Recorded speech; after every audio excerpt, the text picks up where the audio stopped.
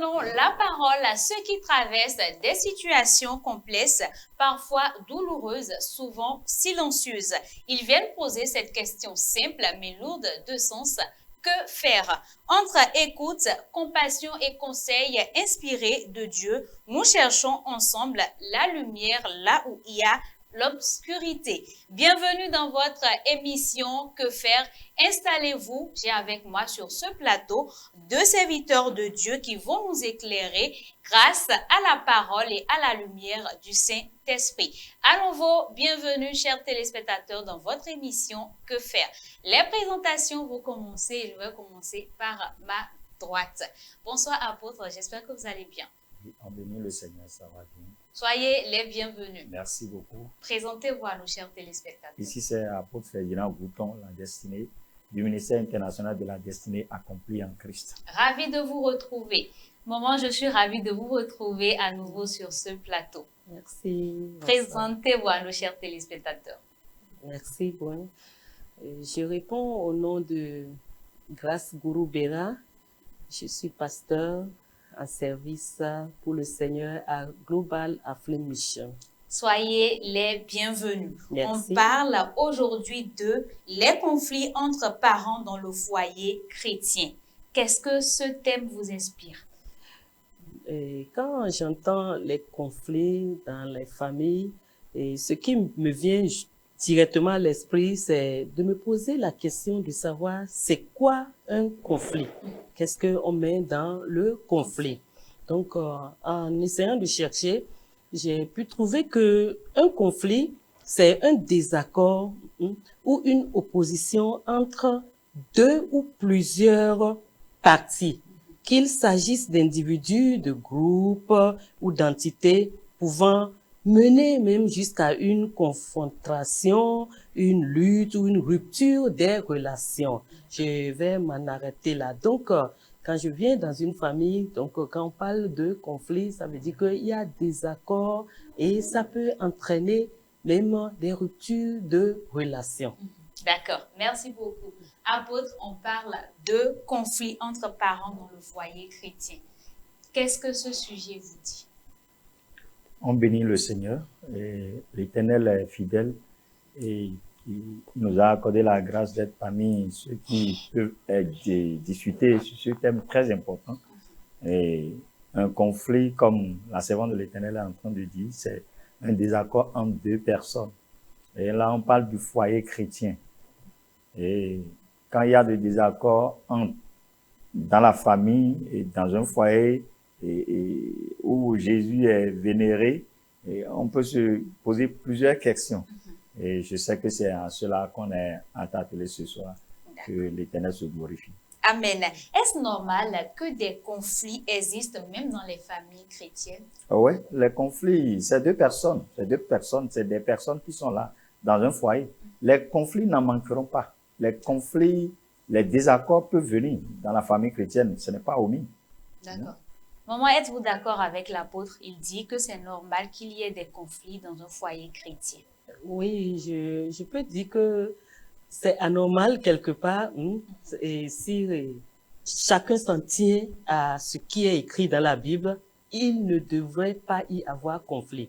Mais depuis le jardin d'Éden, il y a eu déjà situation.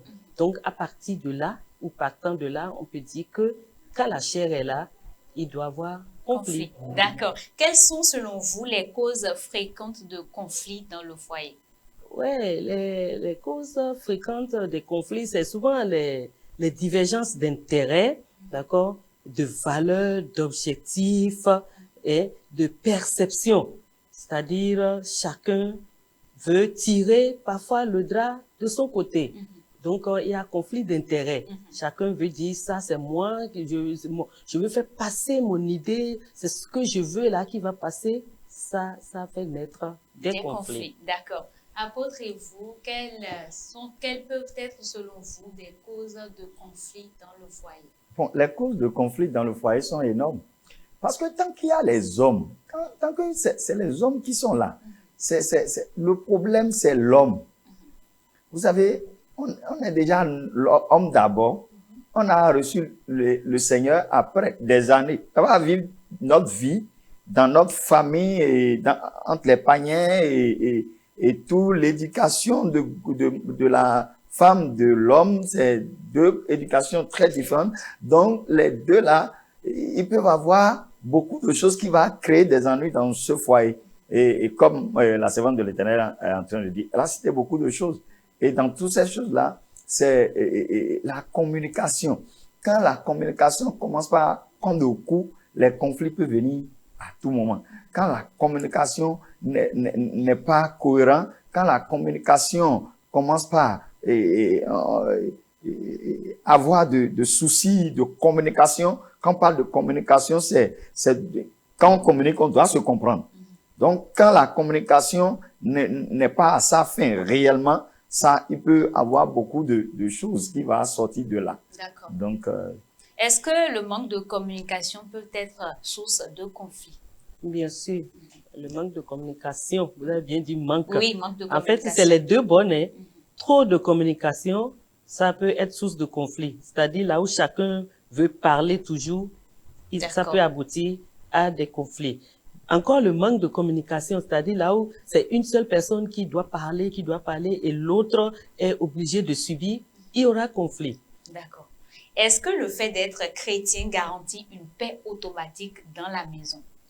Le fait d'être chrétien authentique, je vais ajouter, le fait d'être chrétien authentique peut garantir la paix, d'accord, automatiquement dans une maison, bien précisé, authentique. Parce que quand on est chrétien et on laisse, je reviens sur le mot que j'avais dit tantôt, on laisse la chair avoir le dessus, là, il n'y aura pas garantie automatique de paix. Qu'est-ce qu'un chrétien authentique? Oui, un chrétien authentique, c'est celui-là qui a d'abord accepté Jésus-Christ comme son sauveur et son Seigneur, d'accord, personnel, et qui vit une vie conforme à la Bible, c'est-à-dire qui vit la parole de Dieu au jour le jour, qui cherche à plaire à son Dieu. Ça ne veut pas dire que la personne peut ne pas dandiner parfois, mais rapidement, vous voyez, c'est pour ça qu'il dit une paix automatique, parce que le chrétien authentique, même s'il voit venir le conflit, déjà, va essayer de se reprendre et d'arrêter. Voilà. D'accord. Est-ce que vous avez quelque chose à y ajouter? Oui, c'est normal parce que la chrétienne, quand la foi, notre foi, notre engagement dans le Seigneur est biaisé, ça affecte tout. Ça affecte la maison, ça affecte ton évolution dans tous les domaines. Les gens disent qu'ils sont chrétiens, au vrai, ils ne sont pas chrétiens. Il y a plusieurs personnes qui viennent à l'église, au vrai, ils ne sont jamais chrétiens. Hein. Si les situations viennent, tu vas dire que, mais, est-ce que celui-là qui est là depuis 10 ans là, est-ce qu'il est chrétien? Tu vas voir que ça, ce n'est pas chrétien. Ce n'est pas ce qu'on dit que ce dernier est chrétien. Le mot chrétien est sorti au moment que les gens sont en train de vivre comme les petits Christ. Et on les a appelés les petits Christ, les chrétiens. Mais les comportements, tu te demandes, est-ce que celui-là a reçu Jésus? Est-ce qu'il a reçu Jésus crucifié là? Mais si ça n'est pas sûr, il y a déjà des problèmes dans le couple. Il y a déjà des problèmes dans le couple. Et quand on peut pas avoir la paix, ne peut pas être automatique. C'est pas parce qu'on est chrétien que la paix est... Jésus a dit, je vous donne la paix, je vous laisse ma paix. Pas comme le monde le donne. Vous savez, cette paix-là, au milieu de caractère, quand on parle de je vous donne ma paix, je vous laisse ma paix, c'est Christ qui est en train de dire ça. Il est en train de nous donner cette paix sur la mort, sur les troubles, sur la sorcellerie, sur les gouvernements des ténèbres, sur les rôles du diable. Il nous a donné la paix, de vivre en paix sur tout ça là. Ça veut dire qu'au nom de Jésus, la paix que Christ nous a donnée domine sur tout ça là.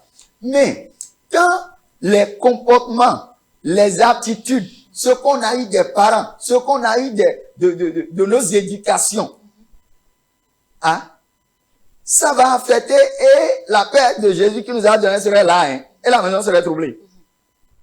Donc les comportements, nos caractères, hein, si on ne travaille pas sur ça, la paix que Jésus nous a donnée serait là, et le feu va prendre feu. Donc le vrai, c'est que au moment que la personne reçoit réellement Jésus de manière véritable, hein, elle commence par travailler sur ses caractères, Beaucoup de problèmes ont été déjà réglés. Mais quand on ne travaille pas sur ses caractères, et on dit que c'est comme ça mon papa fait, il a vu son papa faire depuis des années.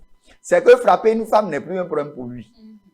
Il a vu le papa faire. Un monsieur m'a dit, mais parce que ce que vous dites là, c'est rien pour moi. Moi, mon papa frappe maman tout le temps. Moi, c'est pas un problème. C'est que il a compris que ça là, c'est rien quoi. Oui, justement, parce qu'il a regardé faire depuis 30 ans. Il a regardé faire depuis des années. Donc, je lui ai dit, on va t'attraper. Maintenant là, ta maman n'a pas convoqué ton papa. Mais ta femme là va te convoquer. On va te coffrer. Tu vas rester en prison 3 ans. Et tu vas savoir que le temps de ton papa diffère du temps qu'on est actuellement. Mais quand tu vis dans un environnement pareil et que tu grandis, comment dois-tu faire? Ou quand tu reçois Christ, automatiquement, tout change? Oui, il faut que quand tu reçois Christ dans cet environnement et tu ne travailles pas sur soi et tu ne trouves pas à celui qui est en train de te conduire spirituellement et il t'aide. Non, ça va te rattraper. Ça ne peut pas changer parce que c'est quelque chose que tu as gardé. C'est quelque chose qui est un homme que tu savais. Mais au moment que tu es venu en Christ, on te dit que c'est pas un homme. On te dit que ça, c'est pas bien. Mais, un peu, c'est quelque chose que tu as reçu pour 30 ans, 20 ans, 25 ans. Hein? Et tu es venu dans le mariage avec ces bagages. Mais c'est des choses qui vont partir avec un travail vraiment sérieux. Un suivi réel. Et toi-même, tu te rends compte que la vie que mes parents étaient en train de mener, c'est pas une bonne vie. D'accord. Et tu prends la décision de changer. D'accord. Maman, vous avez suivi l'apôtre. Quand tu grandis dans un environnement pareil, comment dois-tu faire?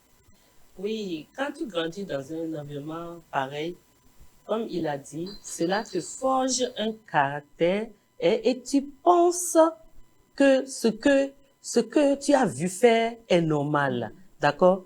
Et dans ce cas, quand tu viens à Jésus, tu as besoin de la délivrance. J'appelle cela la délivrance. Parce que tu as déjà hérité. La Bible me dit quoi? La Bible dit que quand les fondements sont renversés, le juste que ferait-il? D'accord? Maintenant, toi, tu as vu faire. Et donc, pour toi, c'est que c'est comme ça. Peut-être que même ton grand-papa avait déjà agi comme ça, ou ta grand-maman. Peut-être qu'elle a quitté le foyer juste sur un fond de colère, ou c'est ta maman qui l'a fait. Un jour, quand tu te retrouves comme ça, s'il y a la colère, la première réaction que tu auras tendance à adopter, c'est de quitter.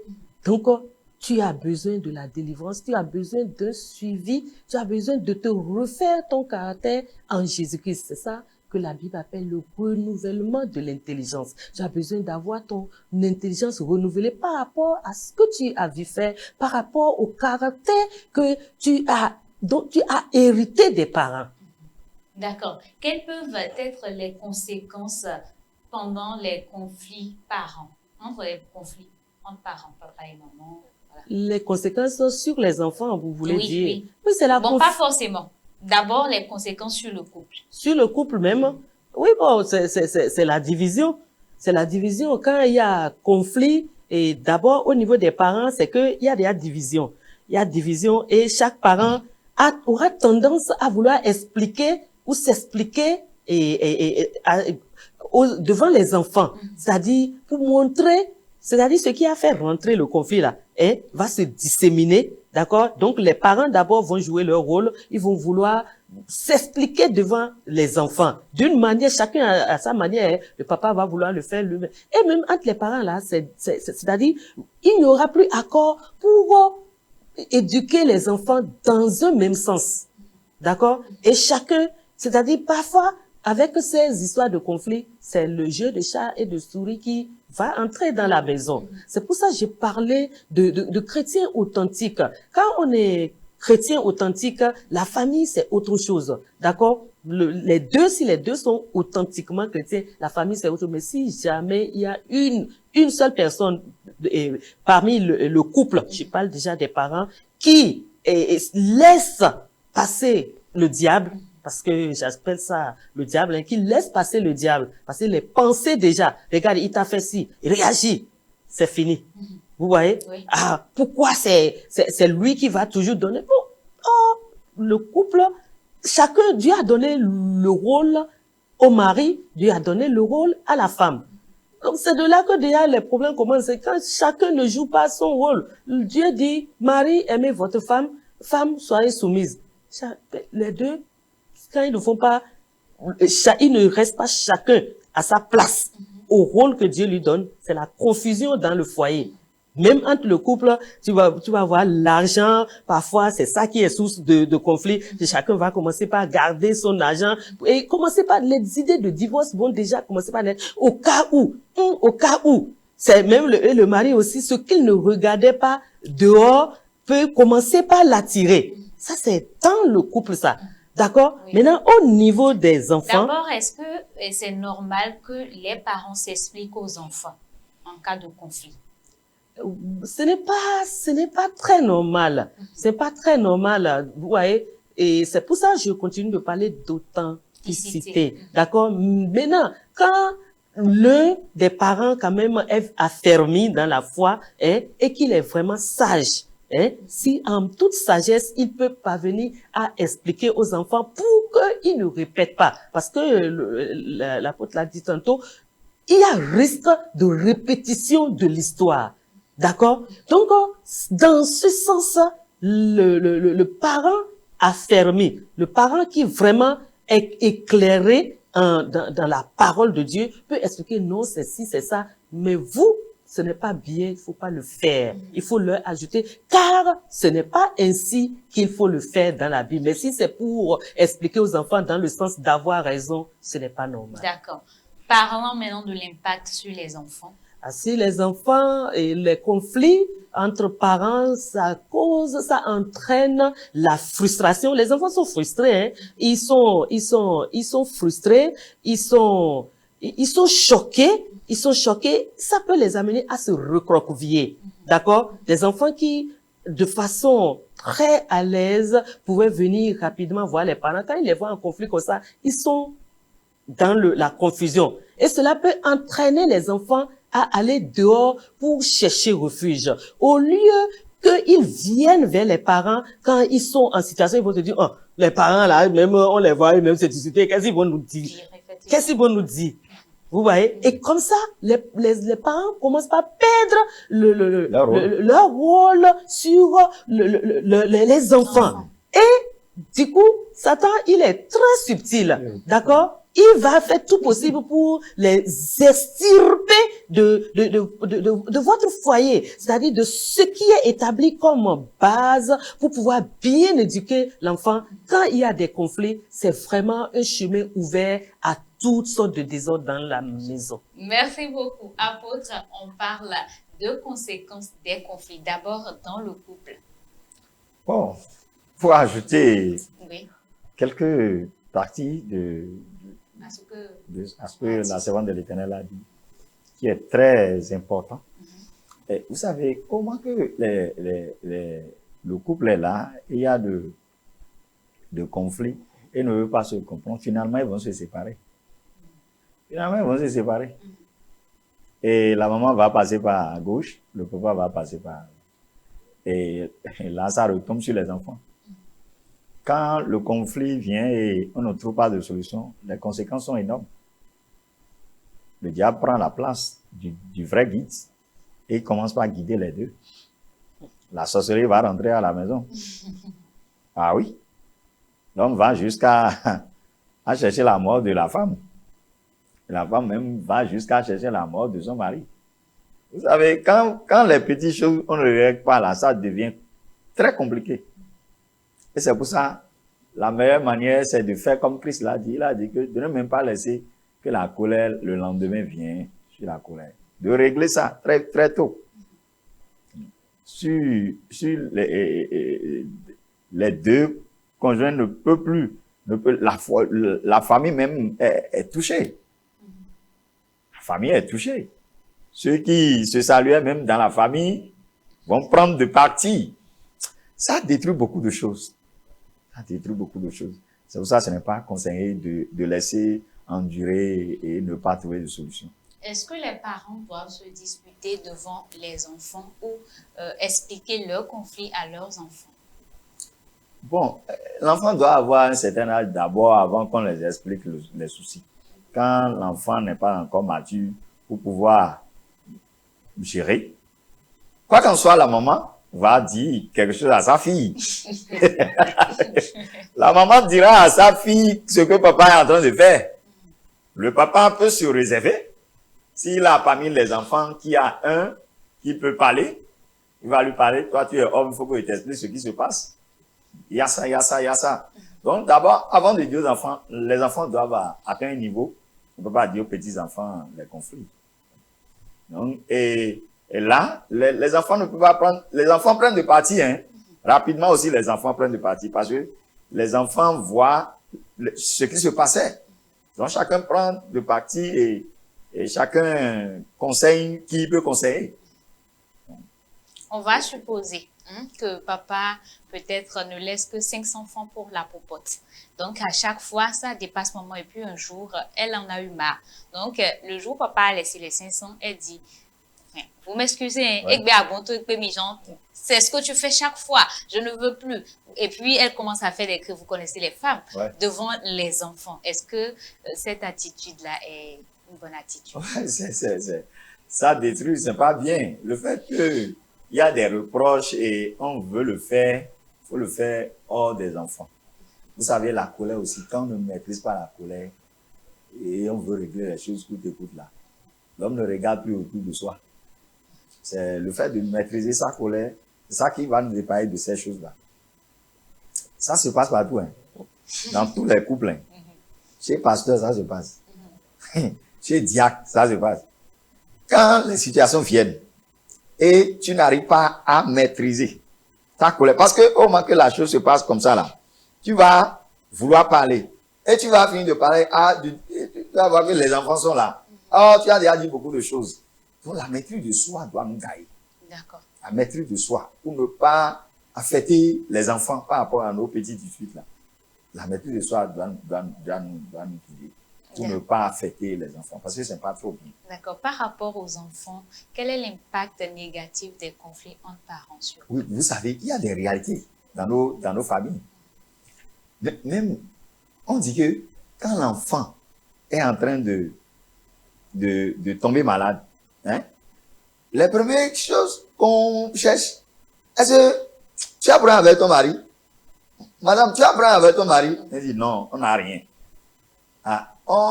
Mais comment on fait les choses, ça ne marche pas là. Est-ce que vous n'avez rien? Vous n'avez rien? Et vous savez, il y a des maladies que les enfants peuvent attraper. C'est des maladies spirituelles. Hein, et les enfants peuvent attraper par rapport au désaccord des parents. Il y a certains enfants qui n'aiment pas, ils n'aiment pas que les tensions montent dans la maison. Et l'enfant va commencer par chauffer. Tu vas croire que c'est pas lui. Tu vas donner tout, mais ce n'est pas ça. Mais au moment que le calme revient dans votre camp, l'enfant se calme. Souvent, les petits enfants, c'est comme ça qu'ils réagissent. C'est pour ça qu'il faut éviter. Ce n'est pas parce qu'on a reçu Jésus que on doit ignorer les réalités. Il y a certaines réalités parce que c'est spirituel. Le démon prend place rapidement et commence par conduire ces choses. Et commence par affecter la vie des enfants. L'enfant peut commencer par créer autre amitié au dehors. Parce qu'il a vu que la maison devient chaude. Comme la servante de l'Éternel a dit maintenant. Et le diable va récupérer l'enfant. Parce que la maison n'est pas bien. Moi, je vais parler à qui maintenant? Moi, je vais parler à qui maintenant? Il aura des amis, il aura une maman au dehors, il aura tout. Et on va l'enseigner tout, on va l'éduquer de tout. Donc, la meilleure manière, c'est d'éviter ces choses pour que l'avenir des enfants ne soit pas touché. D'accord. Maman, est-ce que l'Église doit jouer un rôle dans les conflits répétés des parents? Ou est-ce qu'on peut demander d'aide quand on n'arrive pas à gérer dans le couple? Oui, bon, a priori, normalement, un couple, je reviens toujours sur mon mot authentique, un couple authentique chrétien, d'accord, devrait parvenir à gérer ses conflits en son sein. Mais, en général, c'est pas le cas. Parce que la chair est là. Chacun vient avec son éducation, avec son caractère, tout et tout. et c'est parfois au fil du temps qu'il y a équilibre. Donc, je pense que là où nous en sommes, l'Église devrait être en mesure d'être un soutien, une aide pour la gestion des conflits dans les familles. Et je vais dire que ça doit être une question d'appel. Ce n'est pas tout le monde qui peut gérer les conflits. Il faut avoir reçu cet appel. Il faut que dans les églises, on arrive à détecter, parce que c'est parfois de la bonne formation. En plus de ce que Dieu a mis en quelqu'un, il y a des formations en bonne et due forme pour la gestion des conflits. Vous voyez? Donc, quelqu'un qui a bien reçu cet appel, déjà dans la maison de Dieu, qui a encore est soutenu par une formation, d'accord, peut être là. Ça doit être un ministère spécial dans les églises. C'est très, très beau parce que la famille est la source d'une nation. Donc, si la famille chrétienne déjà est soutenue à travers l'église et que les conflits, parce que les conflits, psychologiquement, ça détruit les enfants. D'accord? Les enfants sont l'avenir d'un peuple, d'un pays. Donc, si déjà l'Église arrive à bien jouer son rôle à travers la mise en place de cette vocation dans l'aide spirituelle, de la gestion des conflits, je pense que même la nation entière se portera mieux. Est-ce que l'Église ne doit pas aussi organiser de temps en temps des séminaires, des formations pour les couples? Bien sûr.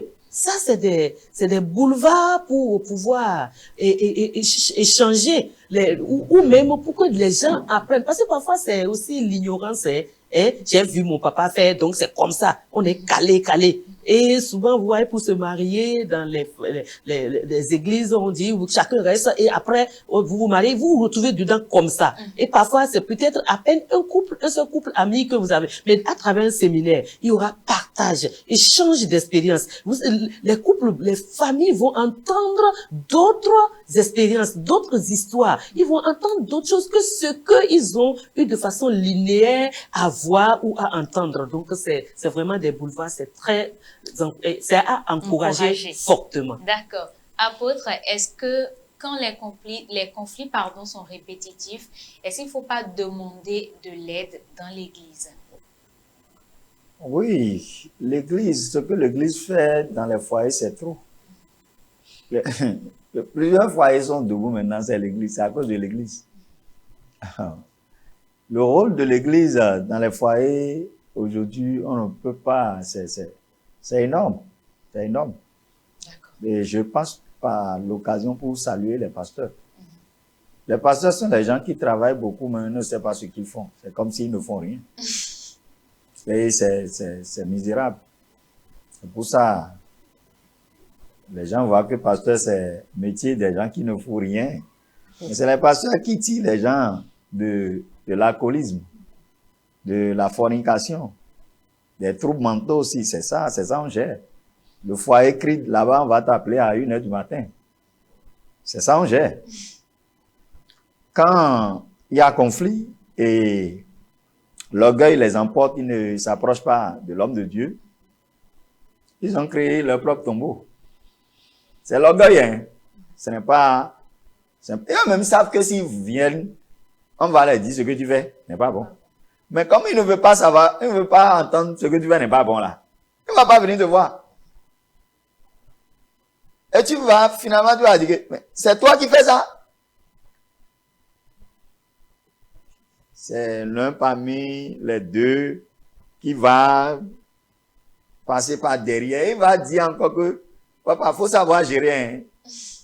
Si il apprend que je suis venu vous voir, c'est encore un autre problème. Tu vois que c'est délicat. Et le pasteur doit se mettre dans la peau de l'homme de Dieu et avoir tous les acrobaties pour pouvoir rentrer dedans. Avec toutes les stratégies possibles. C'est stratégie, hein. Parce que si l'homme sait que c'est la femme qui est venue voir le pasteur, c'est un problème. Donc il faut que le pasteur soit inspiré réellement. Et c'est cette chose qu'on gère. vous encourage surtout. Ah oui. Si vous avez des problèmes et vous êtes dans une église, vous ne voulez pas que le problème se règle. Si vous voulez réellement avoir la paix, c'est une personne qui va venir gentiment vers l'homme de Dieu, vers votre père spirituel. À papa, on a tel souci dans notre foyer, aidez-nous. Et on va intervenir. C'est grave. S'ils ne viennent pas, c'est grave. Et les gens gardent ça jusqu'à péter le pont et à un niveau désastreux. Et tu entends par une autre personne. Ce n'est pas les fils, ce n'est pas les chrétiens authentiques comme maman est en train de dire. Apôtre maman, il y a un jeune qui s'est confié à nous, qui est témoin et traumatisé par le conflit entre ses parents. Il veut bien nous conter son histoire parce qu'il a besoin d'aide. Chers téléspectateurs, nous allons suivre ensemble l'histoire du jour. Bonsoir, je m'appelle Elior, j'ai 15 ans. Je vais au lycée et je chante dans la chorale des ados à l'église. À l'extérieur, les gens disent que je suis dans une belle famille. Mon père est respecté dans notre communauté. Ma mère est très active à l'église. Mais ce que les gens ne savent pas, c'est que chez nous, c'est l'enfer. Mes parents se discutent tout le temps, tous les jours, pour tout. À cause de nous, les enfants, il y a des cris, des insultes, des silences lourds. Des fois, je me cache dans ma chambre pour ne pas s'entendre. Et d'autres fois, je pleure seule. Il y a quelques mois, j'ai commencé à douter de Dieu parce que je lui ai demandé de ramener la paix, mais rien ne change. Je me sens perdue entre deux personnes que j'aime, mais qui ne s'aiment plus vraiment. Quand je suis avec maman, elle parle mal de papa. Et quand je suis avec papa, il critique maman. Et moi, je suis là. Je ne sais plus où je suis. Je n'ai jamais eu le courage d'en parler à quelqu'un parce que je ne veux pas salir l'image de mes parents. Mais je suis fatiguée. J'ai du mal à me concentrer à l'école où les soirs, je fais des cauchemars. Et parfois, j'ai envie de m'enfuir. Alors aujourd'hui, je me demande que faire. Apôtre, j'ai relevé plusieurs points. D'abord, il dit que il se dispute pour tout. L'argent, les responsabilités, les sorties, parfois même à cause des enfants. Qu'est-ce que vous pensez de cette partie-là d'abord? Ouais, le problème est là. Le problème est, ils prennent ces choses que l'enfant voit que c'est à cause de ça, il se dispute. Le problème est là. Le problème est hors de tout ça là. Ils ont un problème qu'ils n'ont pas réglé. Quel problème? Oui, c'est entre les deux. Ils ont un problème. Ce n'est même pas... Quand vous avez un problème, c'est comme si tu as un problème et depuis 6 mois, vous n'avez pas réglé. C'est là. Dans les 6 mois là, mets le plat là où le plat reste. Là où le plat reste là, mets ça là. Tu vas entendre quelque chose. D'accord. C'est que c'est les effets des situations non réglées qui est en train d'engendrer tout ça là et la maison est devenue enfer. Quand vous ne réglez pas les petits problèmes, toutes les autres choses seront problèmes dans la maison. C'est pour ça que quand vous avez des problèmes, vous avez des situations, vous avez des désaccords, vous avez des choses que vous ne vous comprenez pas, essayez de régler ça très tôt. Quand vous ne réglez pas ça très tôt, c'est que ça va dégénérer beaucoup de choses. Et tout ce que la femme fait ne va plus être de bonnes choses. Et tout ce que l'homme fait aussi ne sera pas de bonnes choses. Donc, il y a des soucis. Et c'est 1. Après ça va devenir 3. Après ça va devenir 4. Après ça va devenir 5. Après ça va devenir 10. Donc, l'enfant voit que c'est les choses là, mais au vrai, c'est les problèmes non gérés qui est en train de créer ces choses. Maman, est-ce que vous pensez que le problème est ailleurs? Oui, le problème est ailleurs. Et le problème est la base de leur mariage. Sur quoi ils se sont passer pour se marier? Est-ce sur l'argent? Est-ce sur tout ce sur quoi ils sont en train de se disputer là? C'est ça. La crainte de Dieu règne-t-elle dans ce foyer? C'est la base. C'est-à-dire, la crainte de Dieu a apparemment déserté le forum dans ce couple-là. Et tout est devenu histoire ou problème. Et aussi, c'est que chacun n'est pas dans son rôle, selon la Bible. Parce que la Bible me dit quoi? Marie, aimez vos femmes, ou aime ta femme, d'accord? Et toi, femme, sois soumise. Si on dit qu'on se discute pour l'argent, bon, quel est ce problème que l'argent peut apporter dans une maison quand le mari aime sa femme, et que la femme veut se soumettre à ce que le mari propose? Parce que quand même le mari aime ta femme. Et en plus, la Bible dit quoi? Que l'homme est le chef. Bon, où est le problème là? Même si c'est toi qui es la femme et qu'il y a problème d'argent là, c'est circonstanciel, hein? Moi, j'ai vu des couples où, à un moment donné, c'est la femme qui a d'abord l'argent, et après, et la femme, elle a accepté, elle vient, elle laisse la gestion de l'argent là, c'est-à-dire, pas à son mari, gérons ensemble, sans se rendre compte que, ou sans savoir, c'est des histoires réelles que je connais, sans savoir que, d'un moment à l'autre, Dieu va renverser la situation. Dieu va renverser la situation et il va restaurer l'homme dans même une position meilleure. Et même toi, la femme, tu te retrouves, si tu avais mal géré, c'est quoi l'argent? Ça dépend de comment ils considèrent toutes ces choses qui les amènent à se disputer. Des choses qu'on va laisser sur cette terre-là. Mais l'amour, existe-t-il vraiment entre eux? L'amour, la crainte de Dieu. Est-ce que chacun d'entre eux cherche-t-il à plaire à Dieu? S'ils cherchent à plaire à Dieu, ils vont vivre dans une complicité qui va même amener leurs enfants à dire, moi là, je vais vite faire, je vais aussi fonder mon foyer et vivre une vie de mariage exemplaire comme papa et maman. D'accord? Est-ce que dans les foyers chrétiens, on doit en arriver à des cris, à des insultes comme ça, comme l'enfant l'a dit?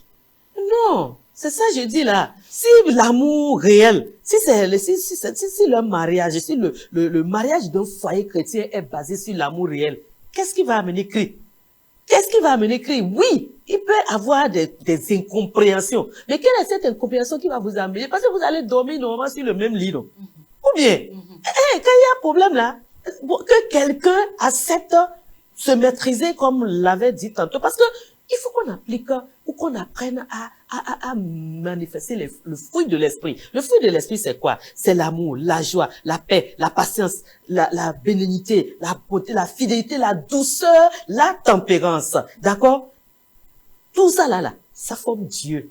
Dieu, c'est-à-dire le fruit, il est comme un arbre, c'est comme l'arbre et les fruits sont là. D'accord? Si chacun a tendance à rechercher, à manifester le fruit de l'esprit, pendant que tu as vu que l'autre est faible et est en train de se fâcher, toi, l'autre partie, c'est pour ça que je parle toujours d'authenticité. Si tu as vraiment la crainte de Dieu, c'est que tu es authentique, d'accord? Et tu vas dire, lui là, il est en train de faiblir, il faut que moi, je me maîtrise.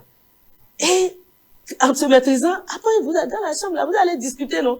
Ce qui s'est passé là, c'est pas ça, Il faut laisser aussi la colère de l'autre se passer. Ça, c'est aussi par expérience que je dis ça. Je ne suis pas sorti de la cuisse de Jupiter pour dire que mon mariage a été tout rose et que non, mais par la grâce de Dieu, je suis à 25 ans de mariage, donc j'ai quand même appris beaucoup de choses. Et moi, c'est ce qui m'a aidé. La crainte de Dieu, je dis, Dieu n'aime pas le divorce. Donc, tout ce qui peut amener le divorce là, tout ce qui peut amener les histoires et à dormir debout, tout ce qui peut même, j'appelle ça tout ce qui peut aider Satan à saucissonner, à rentrer et à factionner mon mariage là. Je dis non. Et ça marche. 25 ans de mariage, oui, ce n'est pas petit, mais félicitations. Merci. Alors, on va profiter de cette occasion et donner des conseils à celles qui aspirent au mariage, surtout nos sœurs. Ah oui, je veux leur dire que le mariage est beau. D'accord? Le mariage est beau, Mais il n'est beau qu'en Jésus. Il n'est beau que dans la crainte de Dieu. D'accord? Quand je leur dis que le mariage est beau, je ne dis pas que tout le monde doit être parfait. Non, tout le monde ne sera pas parfait. Mais quand vous venez dans le mariage, venez dans le mariage dans la crainte de Dieu. Quelles que soient vos bases, venez dans la crainte de Dieu et recherchez à plaire à Dieu. Parce que moi, je trouve le mariage est une institution divine. C'est-à-dire, des gens viennent pour tester le mariage. On ne vient pas pour tester un mariage. Non. Il faut venir avec, en toute sagesse, il faut venir et dire que c'est Dieu qui a instauré dans le jardin d'Éden, c'est Dieu qui était, d'accord, celui qui est le maire, d'accord, celui qui a scellé le mariage de Adam et Ève, et les animaux étaient des témoins. Donc, chaque fois que une jeune fille, un jeune homme, vous voulez vous marier, sachez que c'est une institution divine. Et Dieu, il est dans le mariage. Même Jésus même a dit ça, que c'est pour la dureté, à cause de la dureté des cœurs de l'homme que Moïse a institué le divorce. Les gens viennent se marier pour dire si ça ne marche pas, je vais aller tester, si ça ne marche pas, on va divorcer. Non, faut jamais aller dans ce sens. Le diable même, il va écrire ça. Il va se dire, ils ont déjà dit que si ça ne marche pas, on va divorcer. Non, tu te maries pour la vie. Pour la vie. Donc, il faut toujours aller dans le sens de la paix. Et en ayant conscience que c'est pour la vie, il y a des choses que vous allez laisser passer. Même si difficulté survient, vous allez pouvoir surmonter ça parce que vous êtes engagé. C'est un engagement. Même dans le monde, à la mairie, on dit ça, c'est un engagement. Et c'est un engagement solennel. Les gens s'amusent avec le mariage qui est une institution divine. C'est sacré. C'est sacré, c'est Dieu. Comment vous pouvez voir, vous mariez, vous mettez ensemble, vous regardez et des êtres humains sortent. Est-ce que ce n'est pas à respecter ça? C'est-à-dire, je parle des enfants. Oui. Des êtres humains sortent et ça vous génère d'autres responsabilités. Et quand vous respectez ça, vous voyez Dieu bénit le mariage. Hein? Il est content du mariage. Les jeunes filles, les jeunes hommes, ne vous amusez pas avec le mariage. Il y a du beau dedans. Mais si vous venez avec amusement, vous allez passer à côté. Le mariage est sacré. Apôtre, dans un foyer chrétien où on en arrive aux cris, aux insultes entre papa et maman, est-ce que cela témoigne de la gloire de Dieu? Non, ça ne témoigne pas de la gloire de Dieu. Il n'y a pas, évitons ces insultes-là, parce que c'est les choses qu'on voit chez les païens. Comme le Bible dit dans Éphésiens chapitre 4, le verset 17, il dit, voici donc ce que je dis et ce que je déclare dans le Seigneur, c'est que vous ne devez plus marcher comme les païens, qui marchent selon la vanité de leurs pensées. Donc, nous devons éviter. Quand on voit ces choses se passer autour de nous, dans un foyer chrétien, on doit éviter ça. On doit éviter pour que on ne voit pas ce qui se passe dans la maison là-bas. On va voir chez nous. On va voir boss chez nous. On va voir des insultes chez nous. C'est pas bien. D'accord. Pour que l'enfant arrive jusqu'à nous contacter, cela voudra dire qu'il subit un traumatisme. Oui. Voilà le cas de notre petit frère. Qu'est-ce qu'on peut lui dire? Oui, et le petit a dit que s'il va voir quelqu'un maintenant, on va dire qu'il a exposé ses parents. Oui. C'est comme ça. Mais pour que, comme l'orgueil a pris les deux parties, l'enfant doit être leur sauveur. Aller voir leur pasteur, l'expliquer de long à l'âge ce qui s'est passé. C'est parce que les enfants, si l'enfant fait le premier pas, le pasteur même sait qu'il ne va pas dire que c'est votre enfant qui est venu ici dire ça. Il va détruire la maison encore.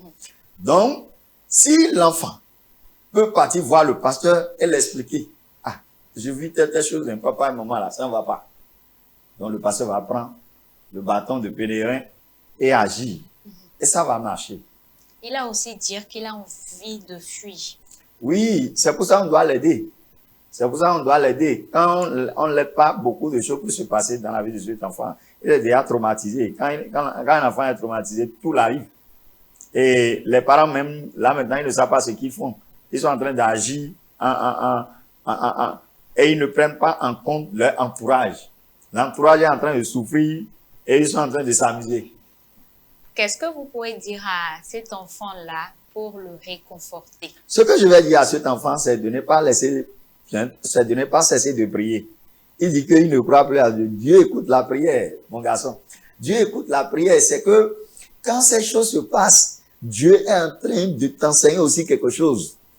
Continue dans la prière. Dieu va t'exaucer un jour. Va voir le pasteur. C'est que Dieu exauce. tes parents qui sont en train de créer ça là, c'est seulement l'ennemi qui est en train d'agir. Mais si tu persistes un peu encore maintenant, l'ennemi serait vaincu. Et tu vas t'en sortir. Va voir l'homme de Dieu va voir comment il va gérer. Il ne va pas appeler ton nom. Merci, apôtre. Maman, quel conseil avez-vous à l'endroit de notre petit frère? Oui, premièrement, je veux lui dire du courage. Hein, c'est quelque chose, c'est des choses qui arrivent, mais ça ne va pas normalement durer par la grâce de Dieu. Donc, le premier conseil que je veux lui donner, c'est la prière. Il prie. Bon, si ce problème est survenu subitement, ça veut dire que les parents n'étaient pas comme ça, d'accord, avant. Il a dit que ça se passe souvent. Et ça se passe souvent. Mais à partir de quel âge il a commencé par voir ça? C'est tout ça que je parle. Si les parents n'étaient pas comme ça, si par exemple les parents avaient l'habitude de méditer la parole de Dieu avec lui l'enfant, d'accord, ou avec eux, il peut profiter pour leur dire, ah papa, maman, on avait l'habitude de prier ensemble, non? On avait l'habitude de lire la Bible, non? La parole de Dieu, non? Est-ce qu'on va lire la parole de Dieu ensemble? Et si ils acceptent, s'ils acceptent par la grâce de Dieu, mais c'est là, au préalable, il prie. Il prie lui-même. Parce que sa prière va porter devant Dieu et va changer le cœur des parents. Maintenant, il peut parler aussi à ses parents. Il peut être le pasteur de ses parents. Sans leur dire, papa, sans les juger. Il peut partir à la lumière de la parole de Dieu pour dire, mais papa et maman, regardez-moi, regardez-nous, s'il vous plaît. Nous voulons vous voir heureux. Nous voulons être heureux. On était heureux. Ils peuvent leur rappeler comment était la maison. Comment est-ce qu'ils vivaient dans la maison, que quand ils n'avaient pas ça, que de l'excuser, hein, qu'il n'est pas en train de les juger, hein, mais qu'avant là, quand il n'y avait pas si ça, entre papa et maman là, que quand maintenant, comme il y a ça là, que quand ils arrivent là, qu'ils ont peur. Moi, j'ai peur. Et même, il peut le dire, ça me donne même envie de, c'est ses parents. C'est ses parents, il a le droit de leur parler. C'est pas pour ça qu'ils vont prendre gros bassin. Au contraire, ça peut les toucher. Il va avec un cœur humble, mais dans la prière. Et s'il le peut, il jeûne. Il jeûne pour que ses parents puissent se retrouver la paix. Il jeûne, et je sais que c'est Dieu qui touche le cœur, c'est Dieu qui transforme. Dieu va, avant même qu'il n'arrive là, Dieu aurait déjà préparé le terrain. Juste quelques mots de sa part, c'est-à-dire c'est Dieu, il va ouvrir sa bouche. C'est pour ça qu'il dit qu'il sera le pasteur de ses parents. Il va ouvrir sa bouche et Dieu va parler par lui. Et, c'est-à-dire la crainte de Dieu va s'emparer de l'un d'eux. Je ne dis pas que c'est la maman, je ne dis pas que c'est le papa. Oui. Mais la crainte de Dieu va s'emparer. Dieu va utiliser des parents pour dire, ce que l'enfant l'a dit, je n'ai pas pu dormir. Ça, c'est Dieu qui va faire ça. Maintenant, si vraiment l'enfant essaie, puisqu'il a peur d'aller vers si lui-même il a une petite base et qu'ils avaient l'habitude de payer. Maintenant, si vraiment c'était dans tous les sens, il est obligé d'aller vers les hommes de Dieu. Cet homme de Dieu il voit les parents approcher. C'est très important parce que si il va vers un homme de Dieu ou une femme de Dieu que les parents n'approchent pas, ça peut encore embraser. Mais cet homme de Dieu en qui il voit les parents ont confiance, s'il se rapproche, l'homme de Dieu aura le discernement, la sagesse requise pour être utilisé pour la restauration. Si vous avez un conseil à donner aux parents de Elior, ce serait lequel? Oui, c'est de leur demander pardon. Je veux leur demander pardon, les parents d'Elior, pardonnez, vous regardez à vos intérêts. Et ces intérêts ne prennent pas en compte la vie des enfants. Or, accepter faire des enfants, c'est une grande responsabilité. Prenez en compte les enfants. Dès qu'ils sont venus dans la famille, ils sont là, il faut les respecter. Parce que c'est les respecter que de ne pas les exposer à des théâtres, à des scènes de conflits qui peuvent se gérer dans la chambre. Ils n'ont qu'à respecter là et vivre dans la crainte de Dieu. Je veux les exhorter à revenir dans la vie, dans la crainte de Dieu, la crainte de Dieu. Ce qu'ils sont en train de faire là, ça ne mènera à rien de bon, à rien de bon. D'accord? Si la base de leur mariage est vraiment la crainte de Dieu, Dieu ne rejette personne. Il n'a qu'à revenir. Dieu a les bras ouverts. Il va le pardonner. Il va restaurer la paix. Parce que la Bible nous dit, autant que cela dépend de nous, autant que cela dépend de vous, soyez en paix avec tous les hommes. Donc, qu'ils soient en paix déjà les uns les autres et qu'ils créent la paix dans leur maison. Et sinon, il n'a qu'à savoir que c'est de mauvaises semences qui sont en train de semer dans la vie de cet enfant qui déjà n'est pas content et qui est en train d'en parler. Il risque de répéter sans s'en rendre compte inconsciemment l'histoire. Donc, s'ils veulent vraiment le bonheur, le bien de Elior, il n'a qu'à se ressaisir. D'accord, merci beaucoup, maman. Apôtre, quel conseil avez-vous à l'endroit des parents d'Elior? Oui, moi je demande à la femme d'être soumise. Et je demande à l'homme d'aimer. Aimer pour que l'homme aime sa femme. Dieu sait que c'est difficile. C'est pour ça qu'il lui dit d'aimer. Oui. Pour que la femme soit soumise. Dieu sait que c'est difficile à la femme d'être soumise. C'est pour ça que Dieu est en train de dire à la femme d'être soumise. Quand deux personnes ont de soucis dans un foyer, qui demande pardon? Qui dit laisse? Qui dit ça? La femme. C'est la femme? Oui. Moi, je dirais non. C'est donc qui? Quand vous avez des soucis dans une maison, la première personne qui dit non, laisse ça, c'est celui qui ne veut pas que ça casse. Ok. C'est celui qui aime. C'est celui qui aime son foyer plus que lui-même. Ah, la chose là, que ça ne gâte pas. Hein. Je ne veux pas de problème. La femme, l'homme, non, laisse tomber. Laisse tomber. Il faut que celui qui aime son foyer entre les deux là se lève et dit laisse. C'est le conseil que je peux donner à maman Elior et papa Elior. Merci beaucoup. Le temps est parti. Nous sommes à la fin. Chers téléspectateurs, merci à vous de nous avoir suivis. On retient que le mariage est sacré et nous sommes tous des témoins de Dieu notre Père sur la terre et donc toutes nos actions doivent témoigner de la gloire de Dieu. On souhaite du courage à notre petit frère Elior. Que Dieu t'aide. On espère que nos conseils vont t'aider. Merci à vous de nous avoir suivis. À nouveau, on se donne rendez-vous très prochainement.